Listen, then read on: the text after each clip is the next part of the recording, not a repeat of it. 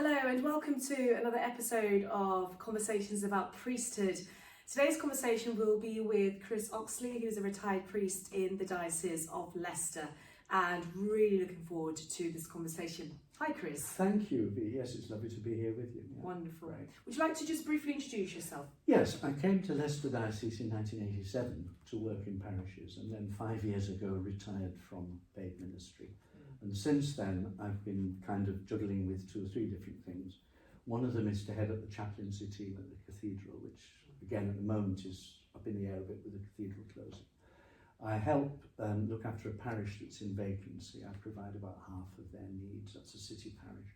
And then colleagues go in and do the other bit. And I'm also a spiritual director, and I have about half a dozen people who come to me for spiritual direction. So between those, it's an interesting life, really. Keeping yourself very busy. Absolutely. Well, happily busy. Wonderful. And I can say no as a retired priest. So Absolutely. yeah. Wonderful. Well, one of the first questions that I always begin with is, what is your understanding of the priesthood? I think what's encouraged me is how ecumenically all the mainstream churches, East and West, have been doing a lot of reflection on this, and a lot of reflection together.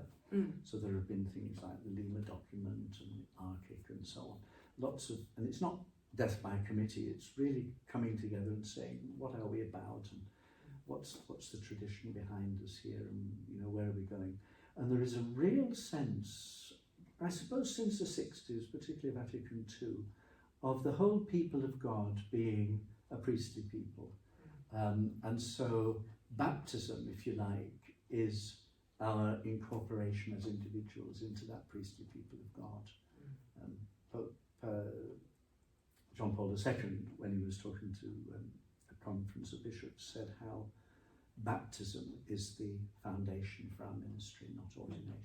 Yes. And then within that, priestly people related to the priesthood of Christ, and there's discussions about what that means, but within that priestly people and its presence in the world, there are particular ministries among those ordained, bishops, priests and deacons in Anglican and Roman and Orthodox tradition.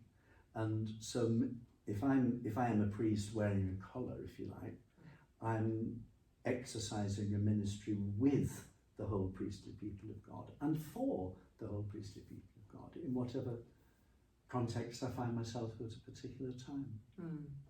Yeah, thank you for that. And so what would you say have been some of the joys and challenges of priestly ministry? I think it's been tuning in to wherever you find yourself. I was ordained in 1979, way back. Gosh, a long time before I was. I did say 1979. And initially was a curate in 2 pit villages in South Yorkshire. I'd been teaching in Sheffield, so I had Paula, and we went back to Sheffield area.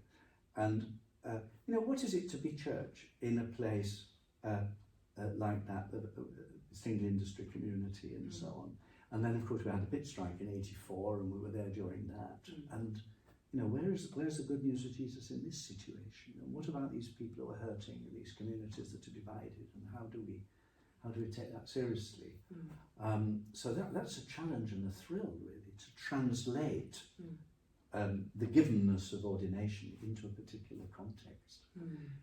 And then moving from there, being asked to go to Belgium, because I'm French speaking, working in the Anglican Cathedral in Brussels, and I'm giving communion to a US ambassador to NATO a week after working with striking miners. And so there, church is in a very different place, cosmopolitan, European institutions. The church warden was Director General of Personnel at the European Commission, and all that going on. And refugees from African countries and so on, a tremendous social mix. But what is it to be church in this place? Yes. And therefore, what is it to be an ordained minister serving with that community and for that community in this place? Yes. And then to parishes in Leicester, very different from each other. I moved from one parish to working for 12 years on Beaumont Leys, which was very different, and going through a lot of issues to do with crime and a whole manner of stuff, and asylum seekers and stuff coming in. Yeah. It's always about tuning in again and trying to be attentive to the context as it is, and also being attentive to where God is at work in that situation.